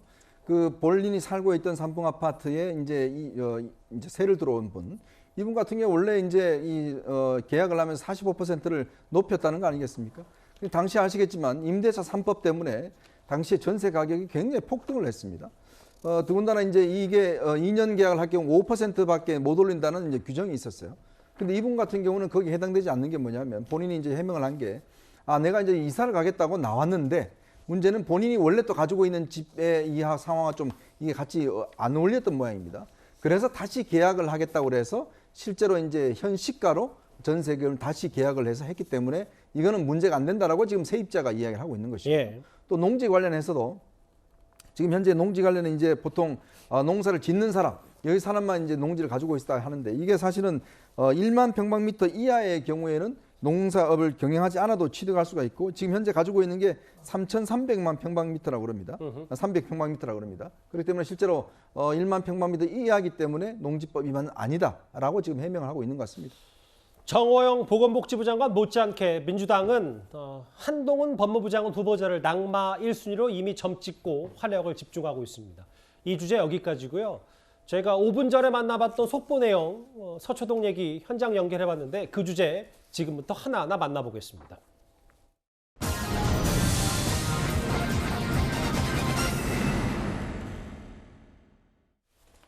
예, 조금 전에 만나보셨던 것처럼 민주당의 검수완박에 맞서는 전국 18개 지방검찰청 평검사 150여 명이 잠시 뒤 7시부터 서울중앙지검에서 회의를 엽니다.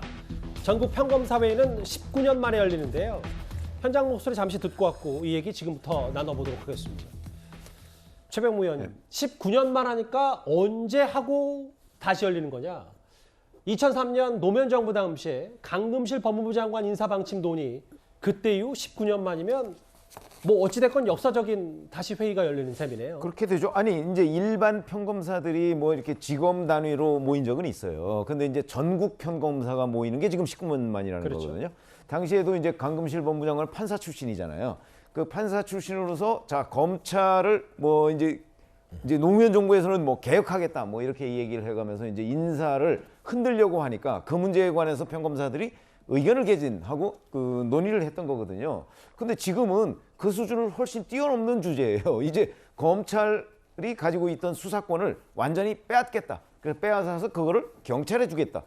그런 얘기고, 경찰에 주고 난 뒤에는 이제 뭐 중대범죄수사청을 만들든지 아니면 특별수사청을 만들든지 아니면 특수수사청을 만들든지 하는데 그건 아직 확정된 게 없어요. 그러니까 일단 빼앗고 보자 뭐 이런 식이거든요. 그러니까 거기에 대해서 지금 검사들은 본인들이 가지고 있던, 어찌 보면 지금까지 수사를 해서 뭔가 뭐 정의를 바로 세우겠다 하는 그런 기대와 포부를 가지고서 검사가 된 거 아니겠습니까? 근데 그거를 지금 짓밟는다 이렇게 생각을 할 가능성이 굉장히 높기 때문에 사실은 평검사회의 전에 고검장 회의도 하고 지검장 회의도 했습니다. 근데 그런 사람들은 이제 책임을 맡고 있는 사람들이지만 평검사들은 거기에 비하면은 책임의 정도가 좀 아무래도 낮겠죠. 그래서 보다 더 격앙된 그런 얘기들이 나올 가능성이 매우 높다. 저는 이렇게 전망을 하고 있습니다. 조금 전에 화면이 잠깐 지나갔는데 19년 전이죠, 정확히. 그 유명한 노무현 전 대통령의 검사와의 대화, 그 즈음해서 당시 강금실 법무부 장관 인사방침의 항의 차원 평검사회가 열렸는데, 잠시 뒤에 이 19년 만에 150명이 의견을 맞대고 끝장 토론, 뭐 새벽까지 이어진다고 하는데 그 내용도 주목이 됩니다. 최 교수님.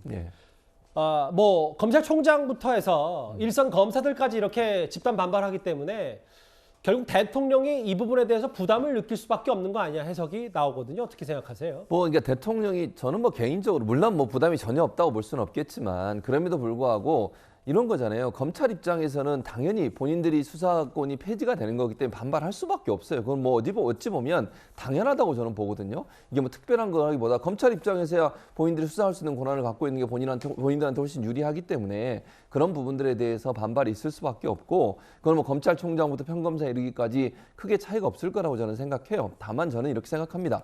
국회에서 입법 과정에서 검찰이나 또 검사들의 주장과 의견이 전달돼야 된다고 봐요. 이해관계자고 이해 당사자이기 때문에 그렇습니다. 다만 정말 객관적으로 본인들이 볼 때 평검사 회의도 마찬가지예요. 오늘 논의를 하셔서 그 부분이 어떤 부분이 문제가 있다고 생각하는지, 또 이렇게 하는 게 왜 문제가 되는지 하는 부분들을 잘 정리해서 국회에 넘기고 국회가 그걸 가지고 또 검토해서 어떤 방향으로 가야 될지를 검토하는 게 필요하다고 저는 봐요. 그래서 그러니까 잘못 보이면 조직 이기주의로 보일 수 있는 위험성도 있어요. 그런 부분을 최대한 배제하고 객관적인 상황에서 문제점이 뭐라고 하는 부분들을 본인들이 잘 정리해서 입법부에 전달하고, 입법부는 또 그걸 받아서 논의 과정에 검토하고, 이런 과정을 통해서 진행돼야 될 걸로 보여집니다. 어제는 청와대를 갔던 김호수 검찰총장, 오늘은 국회 법사위에 출석을 했습니다. 검수완박 반대 의견을 긴 시간, 대략 10여 분 정도를 조목조목 말을 했는데요. 그런데 민주당 김용민 의원의 고성이 있기도 했습니다. 한번 화면 만나보겠습니다.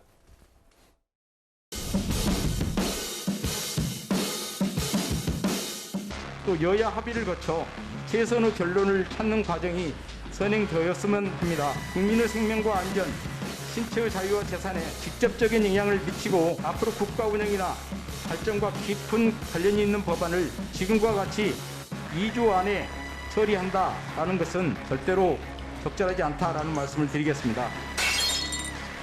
총장님, 한마디 사과와 반성도 없이 지금 이게 뭐 하시는 겁니까? 총장님 취임하신 지 1년 정도 지났는데 그동안 뭐 하셨어요? 국민들로부터 신뢰받을 수 있는 어떤 조치를 취했습니까? 한동훈 검사 핸드폰, 휴대폰 비밀번호도 못 풀어서 무혐의 처분했고, 그리고 도이치모터스 주가 조작 사건 제대로 수사도 못했고, 도대체 뭘 한 겁니까? 그런데 이제 와서 이익을 지키기 위해서 지금 나와서 말씀하시는 거 말고 도대체 뭐가 있습니까? 도대체 국민들을 왜 여기다 끌어들이고 검찰이 언제부터 국민을 걱정했다고 그럽니까? 김용민 의원님 말씀 다 듣고 있고요. 제가 성찰하고 반성한다라는 말씀 드렸고요. 김용민 의원의 좀 원성이 높아졌어요. 사과 반성 없이 뭐 하는 거냐?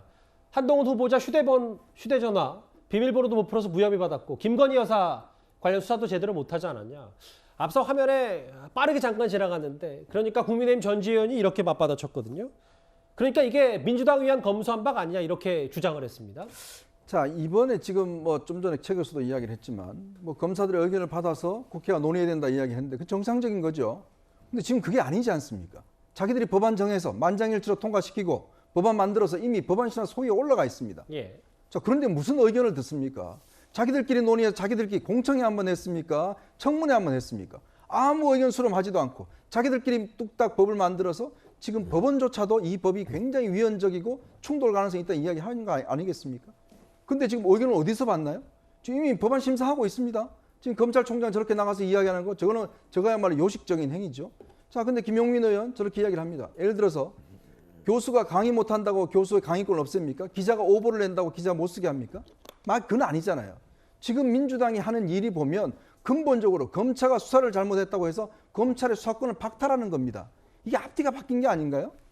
지금 절에 놔놓고 그냥 당신들 수사 못하니까, 당신들 안 했으니까, 반성이 없으니까 아예 다 뺏어버려, 검찰을 없애버려? 이게 지금 민주당이 하는 일 아닌가요? 의견 무슨 의견? 우리들끼리 다 통과해서 만장일 통과 이미 법안 다 내놨습니다.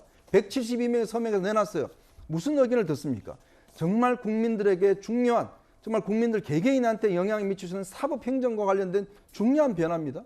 그걸 2주 만에 이렇게 법안을 해서 통과시킨다고요? 이게 말이 되는 일입니까?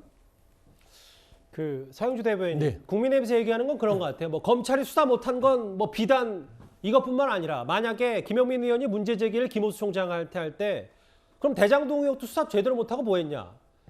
이건 뭐 이재명 전 지사를 가리키든 윤석열 당선인을 가리키든 여야 할 것 없이 수사를 못했다라면 따끔하게 비판할 수 있는데 뭐 지금 현 윤석열 당선인과 관련된 수사만 똑바로 못한 것 이것 때문에 검수완박하는 거 아니냐? 뭐 이 얘기하면 좀 논리가 맞지 않는 거 아닌지 이 부분입니다. 그럼 민주당에서 저걸 좀 내세우는 수밖에 없죠. 정치적인 발언이죠. 근데 이제 지금 검찰 수사권 이제 수기 분리라고 하죠. 수사 기소권 분리. 이 문제는요. 지금 계속 얘기하지만 검찰 내에서도 공청회가 공식적으로 안 열렸지만 비공청회들이 검찰 측 다른 뭐 참여연대나 이런 단체 측하고 계속 얘기를 해왔어요. 오래된 얘기입니다, 이거. 예전에 김영삼 정부부터 계속해서 검찰에 집중된 권한을 조금씩 나눠왔던 것이고 나중에는 궁극적으로는 수사 기소를 분리하자는 것도 검찰 내부에서도 찬성했던 부분이에요. 솔직히 김용민 의원이 화가 날만 하죠. 김호수 총장이 검찰총장 청문회 시절에는 수사 기소 분리하자고 찬성해 놓고 나서 갑자기 새로운 정부가 오니까 입장 바꿔서 여기저기 뛰어다니면서 사표까지 내가면서 지금 수사권을 지키겠다고 하고 있으니 김용민 의원 차원에서는 천불이 나죠. 그래서 그런 차원에서 지금 좀 불꽃이 튄 것 같은데요. 저는 그렇습니다. 지금 현재 민주당이 민주당을 위한 법이 아니라 검찰의 수사권을 완전하게 분리하는 부분들은 말하자면 문재인 정부에서 그러니까 이제 탄핵 정부 이후에 문재인 정부가 탄생했고 그것 때문에 국민들이 검찰 개혁에서 요구가 있었어요. 그래서 그걸 가지고 공약으로 내걸었고 그 공약을 이행한다는 차원에서 지금 접근하는 것이지 어떻게 이게 민주당을 위한 법입니까? 국민의힘도 2018년, 19년, 20년까지 수사 기소 분리하자. 심지어 윤석열 당선자도 수사 기소는 아주 바람직하고 향후에는 검찰이 직접 수사를 없애는 방향으로 가야 된다라고 하셨던 분이에요. 근데 어떻게 민주당이 혼자서 지금 주장하고 민주당을 위한 법이다. 이거는 이 자체를 국민의힘이 부정하는 겁니다. 그런 것들 누가 인정을 하겠어요. 근데 여기 이제 대장동 의혹도 똑바로 수사 못하고 아니 대장동은 지금 경찰이 하고 대장동은 지금 경찰이 하고 있죠. 예. 근데 뭐 굳이 그게 좀 아쉬우시면 나중에 한번 물어보시면. 제가 아쉽다는 건 아니고요. 논리상 그렇지 않냐라는 질문을 드린 겁니다. 김용민 의원 관련 영상 하나 더 있습니다. 전날에도 법원행정처가 검수완박 법안 처리에 반대 입장을 밝혔는데요. 불쾌감 그대로 드러냈습니다. 화면 준비했습니다. 법조계, 학계, 언론 등 시민단체 등 심도 있는 논의를 거쳐가지고 이 법안을 진행하는 것이 전 맞다고 생각을 합니다. 유상범 의원님의 견해가 전적으로 옳다고 생각이 듭니다. 법원행정처나 대법원의 공식 입장입니까? 아니면 차장님 개인 생각이십니까? 이것은 이제 공식 의견이기도 하고 그리고 저희 제 개인적인 생각이기도 하고 저희가 법원행정처에서 그렇게 공식 입장을 내신 적이 있으세요? 아니죠. 그러니까 저희 근데 무슨 공식 입장이라고 말씀하세요? 법사위에서 차장님 질의가 많이 안 끝났습니다. 차장님 지금 뭐 하시는 겁니까? 그렇게 제 발언을 오히려 끊으시고 말씀하실 건 아닌 것 같은데요. 네, 말씀하시죠. 국회에서 논의하는 게 차장님 보시길 때는 무모하고 우스워 보이는 건 아니시죠? 아닙니다. 국회가 무서워 보이냐? 아니다. 본인 개인적인 생각, 공식적인 법원행정처 생각도 검수완박에 반대한다라고 했는데 다소 뭐 좀 감정 싸움이 좀 있었던 것 같아요.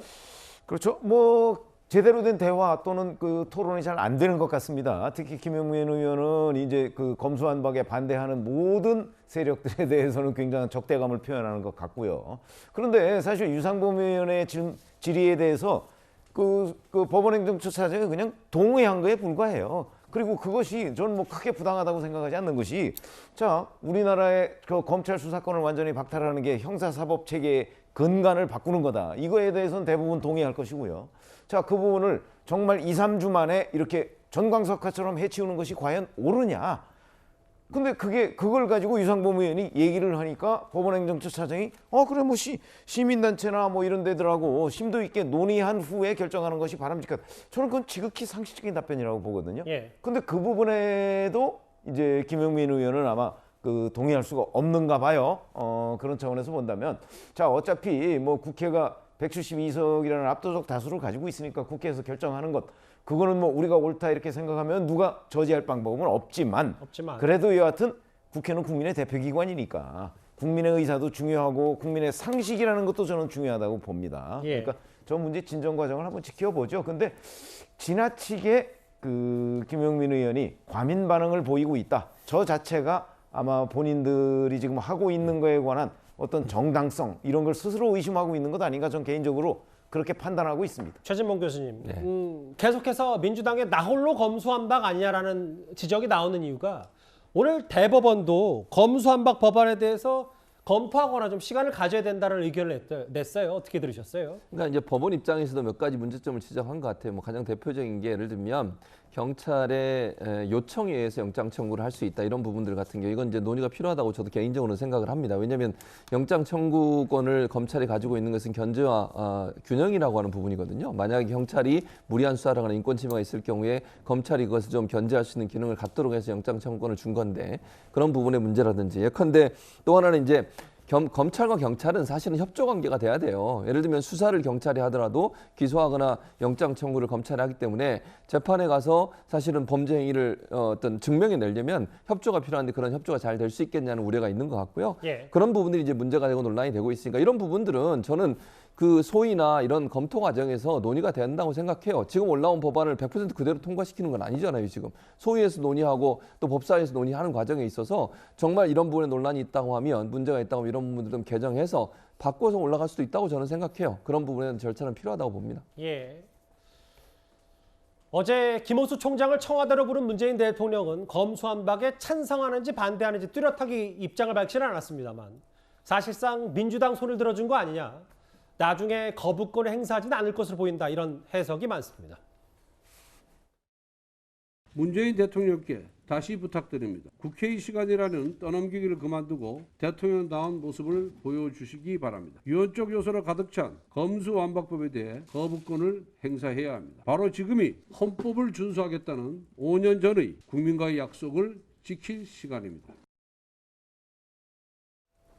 어제 문 대통령에게는 국민은 검찰 수사의 공정성을 의심하고 있다, 검사들을 대표해서 직접 의견을 제출하는 것도 중요하다, 뭐 뚜렷하게 얘기를 안 했고, 뭐 일부에서는 사실상 검수완박 민주당이 처리하는 법안에 대해 동조한 거 아니냐는 얘기도 나오고 있습니다. 위원장 의원님 어떻게 판단하세요? 오늘 아침 조간 신문들의 제목이 다 달랐습니다. 그 뭐냐면 각자 해석을 한 거예요. 어떤 신문은 검찰의 어떤 이익에 대해서 브레이크를 걸었다, 이렇게 한 신문도 있는 반면에 문재인 대통령이 검수완박에 동의했다, 이렇게 한 신문도 있어요. 그만큼 문재인 대통령이 무슨 말씀을 하시는지 모르겠습니다. 도대체 이게 옳다는 건지 아니다는 건지 모르겠어요. 자, 검찰의 공정성이 지금 의심된다라고 이야기를 했는데, 검찰의 공정성이 의심되면 수사권 다 없애버려도 됩니까? 그렇다면 공수처의 수사권, 이 수사의 공정성이 없으면 공수처 다 없애버립니까? 국회의 공정성이 의심되면 다 없애버려요? 그거 아니지 않습니까?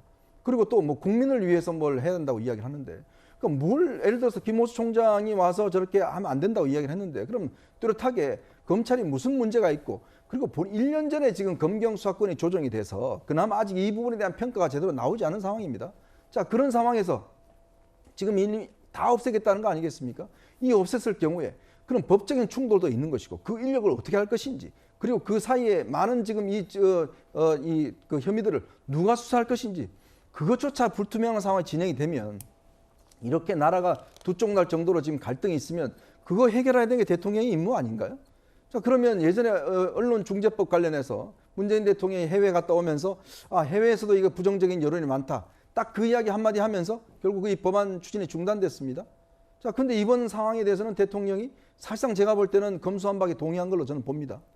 자, 그런데 과연 이 대통령 임기를 마지막 놔두고 이렇게 국민들에게 큰 영향을 미칠 수 있는 법안들을 대통령이 이런 방식으로 저는 거부권을 행사하지 않는다면 저는 상당히 앞으로 여러 가지로 논란이 있을 것이다. 그런 생각이 듭니다. 일부 보도 내용을 제가 인용해 볼게요.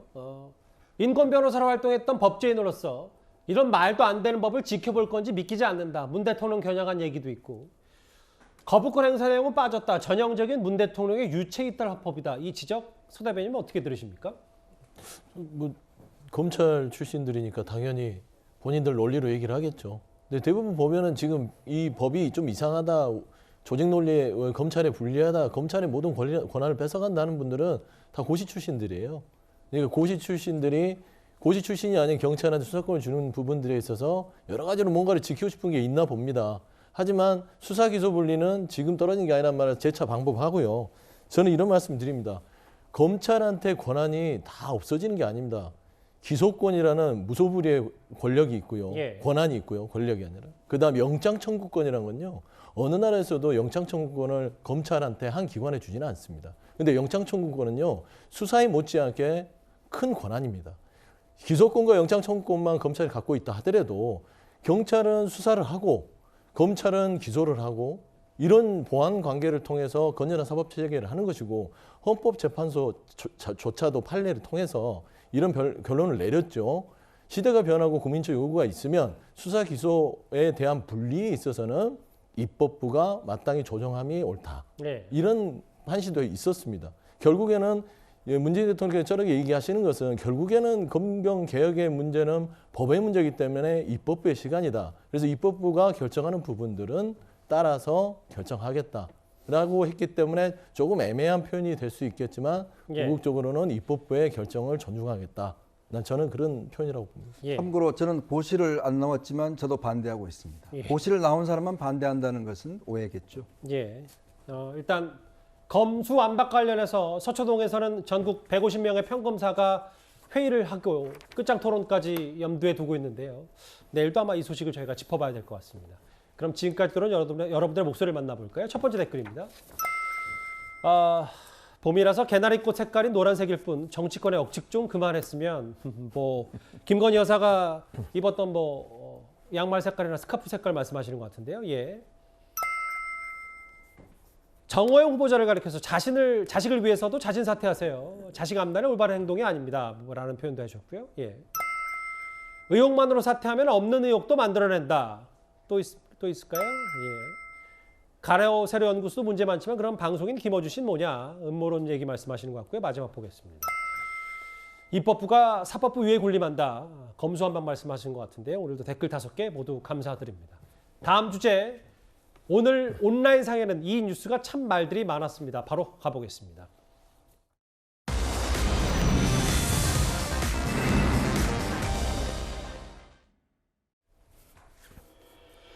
오랜만에 방송인 박수홍 씨 얘기입니다. 형과의 금전적 갈등이 있었던 방송인 박수홍 씨. 작년에도 꽤 여러 이슈의 중심에 섰는데요.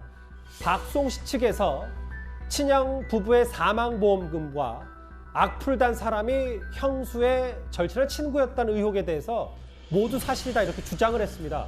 영상부터 보고 자세한 얘기 나눠보도록 하겠습니다.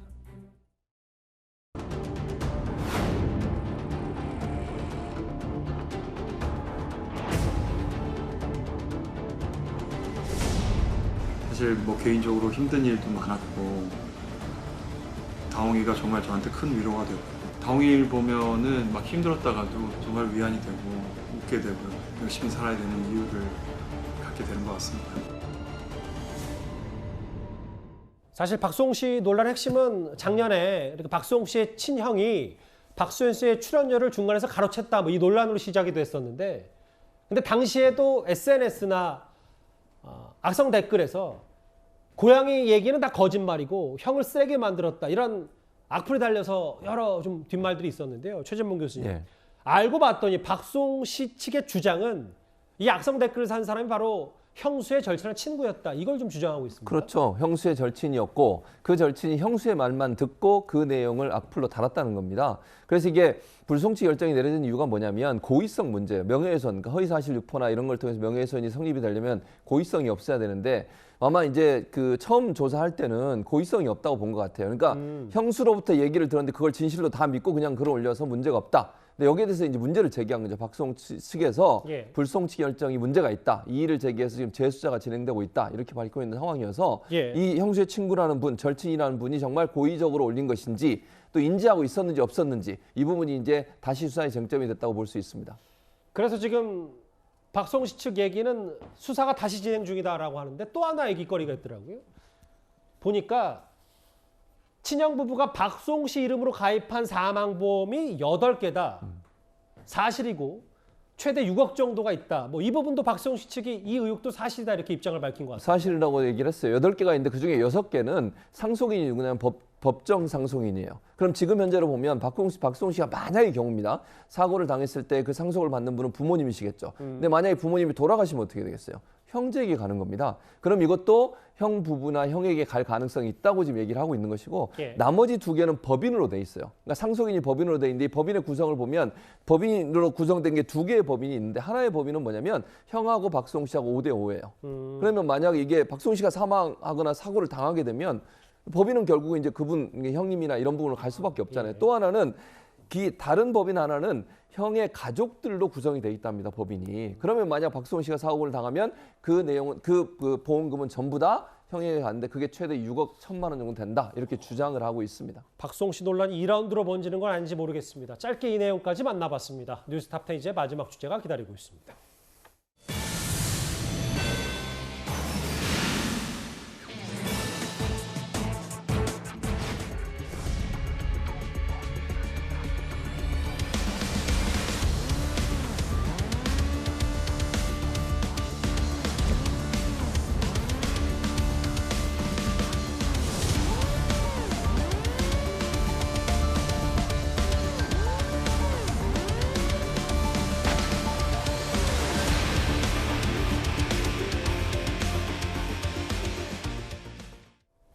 예, 화요일 뉴스탑10 준비한 소식은 여기까지입니다. 여러분 고맙습니다.